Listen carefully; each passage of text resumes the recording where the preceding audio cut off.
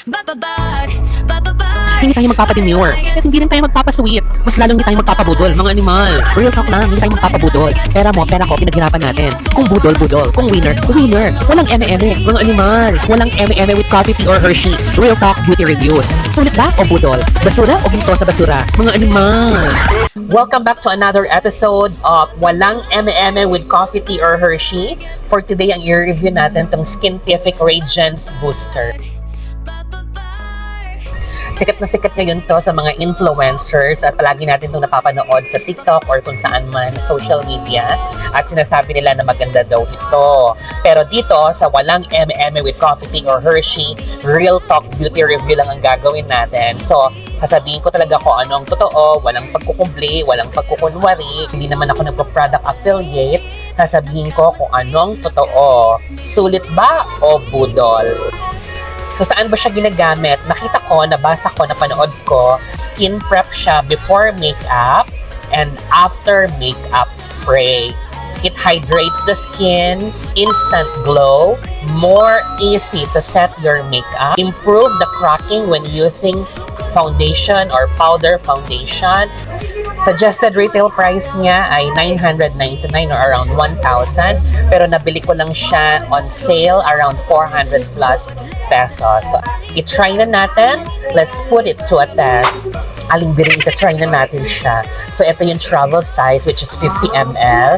So, maliit lang siya. Pwede nyo ilagay. Kasyang-kasya sa bag nyo. Packaging pa lang. Honest opinion. Impressive. Parang mukha siyang mamahaling skincare product. So, gamitin na natin. So, ito ha. Wala pa akong makeup sa mukha.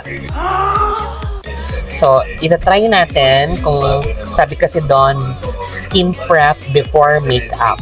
So, makikita natin kung ma-hydrate yung skin natin as preparation bago natin lagyan ng makeup.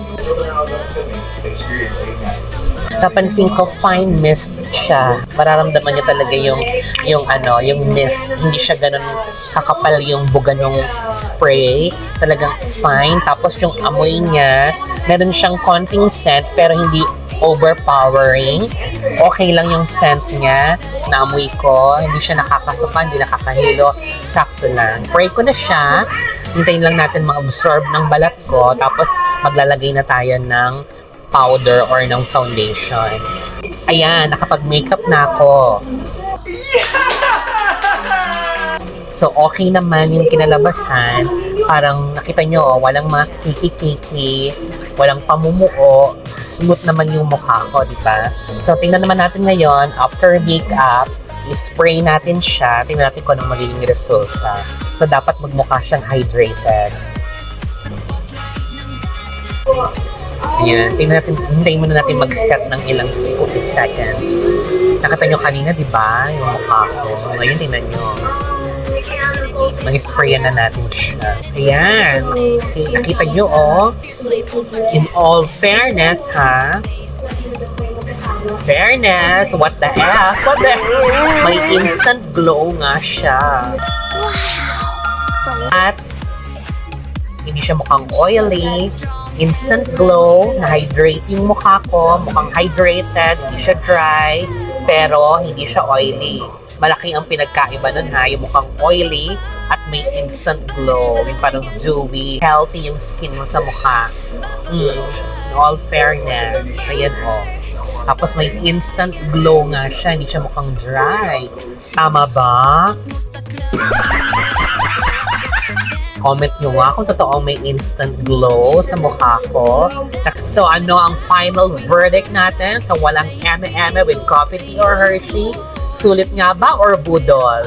Sulit siya. This is for you.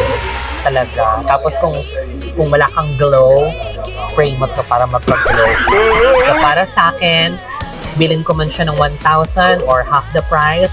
Pero kung ako hintayin siya mag-sale, discounted, sulit naman siya. Sulit na sulit.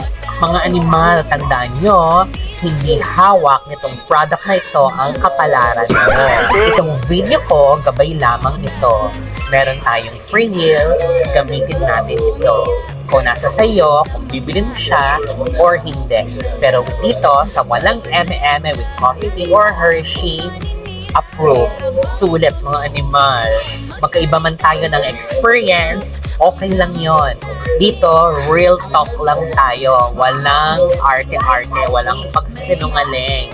Mga animal. Lights, low bass,